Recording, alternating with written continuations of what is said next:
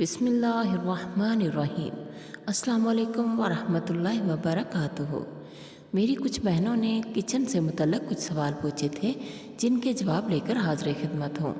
अगर सालन पकाते वक्त मिर्च ज़्यादा पड़ जाए तो खटाई मसलन टमाटर या दही डाल दें, मिर्च कम हो जाएगी। शोरबे में मिर्च कम करने के लिए उसमें नींबू निचोड़ दें।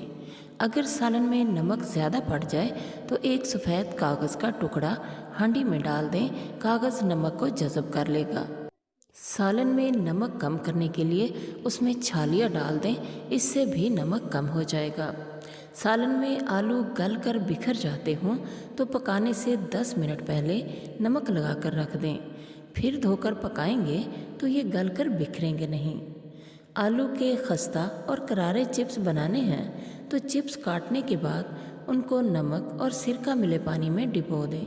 जब तलने हो तो पानी निचोड़कर तल लें, बहुत ही खस्ता और करारे चिप्स आपको तैयार मिलेंगे। प्यारे साथियों, वीडियो पसंद आई है तो लाइक ज़रूर कर दीजिएगा। और भी कुछ पूछना हो तो कमेंट बॉक्स में ज़रूर पूछिए, मैं जवाब के लिए हाज़िर हूँ। अल्लाह ताला आपका हामी और नासिर हो। दुआओं में ज़रूर याद रखिएगा। अल्लाह हाफिज़।